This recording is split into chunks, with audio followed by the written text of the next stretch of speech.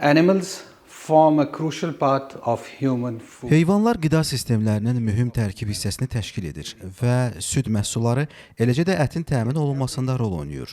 Bununla belə, hər gün çoxlu sayda heyvan böyümək, nəsil vermək və ya istehsal dövriyyəsinə tam şəkildə töhfə vermək imkanı əldə etmədən kəsilir.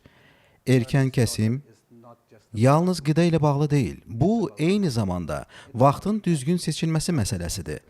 Heyvanlara yetkinliyə çatmaq imkanı verildikdə, onlar daha sağlam nəsil yetişdirilməsi, daha yüksək qida dəyərinin təmin olunması, daha güclü və daha dayanıqlı sistemlərin formalaşdırılması və ümumilikdə keyfiyyətin yaxşılaşdırılmasına daha güclü töhfə verə bilirlər.